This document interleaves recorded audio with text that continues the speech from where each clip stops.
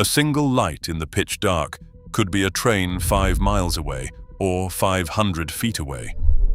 The solution wasn't brighter bulbs. It was a simple geometric trick that saved thousands of lives. A solitary point of light in complete darkness strips the human visual system of its basic tools for survival. Night vision relies heavily on shape, contrast, and environmental landmarks, but a single glowing dot offers none of these. Without surrounding reference points, the brain cannot calculate distance using size or perspective. A high-intensity bulb looks exactly the same whether it is a weak light nearby or a massive beam miles away.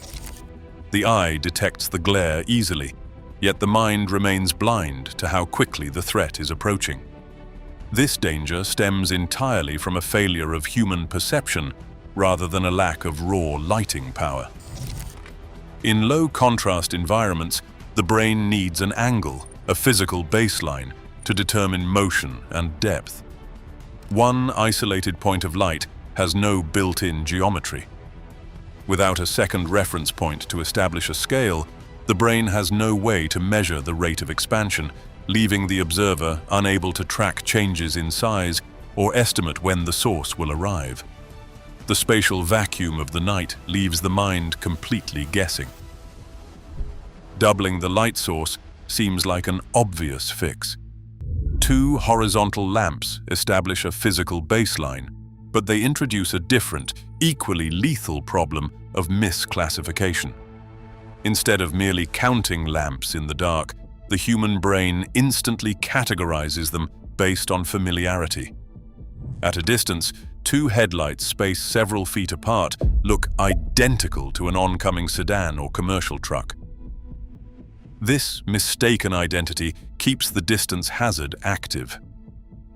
When a motorist at a grade crossing assumes the approaching lights belong to a highway vehicle, they unconsciously apply the speed and stopping capability of a car to their decision.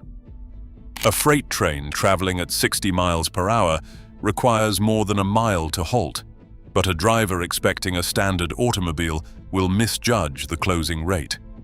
The design must protect people at crossings by forcing immediate, accurate recognition in a matter of seconds. Arranging 3 lights in a triangle solves this perceptual crisis through pure geometry. Positioning the lights non-collinearly with a single high-mounted headlight and 2 lower, wider auxiliary lamps establishes 2 independent physical baselines. As the train approaches, the human eye constantly measures and compares the changing angles between these 3 distinct points. This multi-axis expansion provides the visual system with immediate, reliable depth cues. While a single light offers no scale and a horizontal pair can mimic a car, a growing triangle forces the brain to calculate speed and distance through triangulation. The rate at which these independent baselines widen gives the observer a precise indicator of the closing speed. The human eye can resolve 2-point sources of light that subtend about 1 arc-minute on the retina. Spacing these lamps several feet apart ensures that even at a distance of 1 kilometer, the angular separation remains well above this threshold, appearing as a clear shape rather than a single as blurry glare. The real benefit is not more illumination, but the creation of an unmistakable optical signature. The brain locks onto this specific 3-point pattern, identifying it as a locomotive long before the actual train becomes visible. This simple geometric framework resolves the spatial confusion of the dark, turning a chaotic visual hazard into a clear and readable warning. In the 19th century, steam locomotives pushed through the dark using kerosene and oil lanterns. These early lamps cast a weak, flickering glow, designed more to warn trackside workers of an oncoming train than to light the path ahead. When electric headlamps arrived in the early 20th century, they changed nighttime operations, throwing brilliant beams up to 1,000 feet down the line. Yet, while engineers could finally see the track, motorists at crossings still could not instantly identify what was coming. This visibility upgrade coincided with a massive leap in locomotive power and speed. As trains grew faster, the margin for error at road crossings shrank. A split-second misjudgment of a single approaching light now meant the difference between a safe stop and a fatal collision.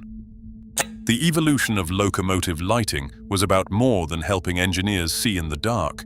It was an urgent battle against speed and human reaction time, turning a simple design problem into a safety necessity. On May 6, 1996, the Federal Railroad Administration transformed this geometric fix into a federal mandate.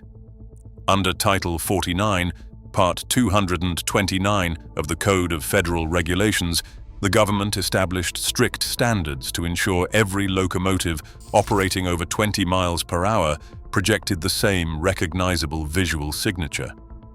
Under these rules, the primary headlight and each auxiliary ditch light must produce a minimum of 200,000 candela and illuminate a person at least 800 feet ahead. To preserve the critical shape of the triangle, the law dictates precise physical spacing.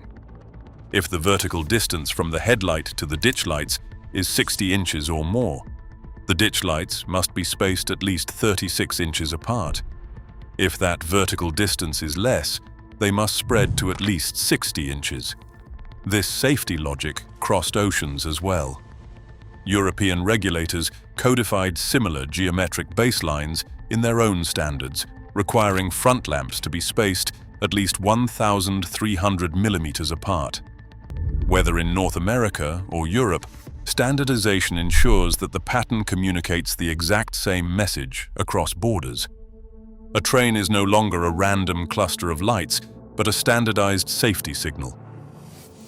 In 1925, a collision in Rockville, Indiana, drew national attention when a motorist drove directly into the path of an oncoming steam train.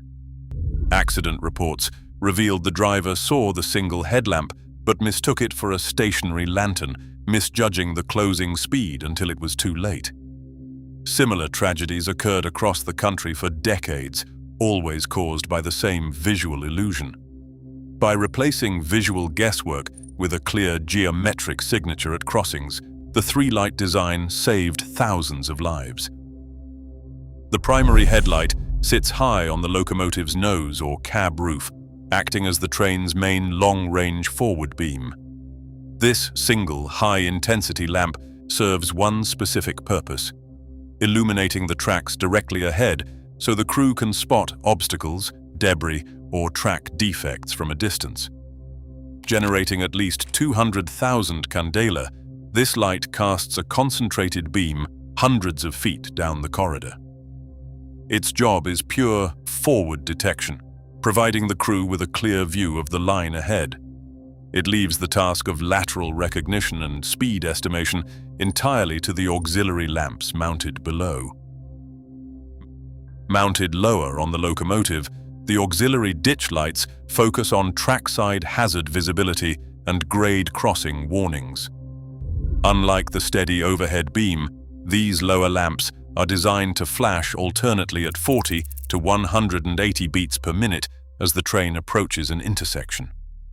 This rapid switching creates a sense of lateral movement across the observer's field of view. The human eye is highly sensitive to this kind of shifting motion, which triggers an instinctive warning response in the brain. Rather than duplicating the main headlight, these lower lamps complement it, each contributing a different stream of visual data.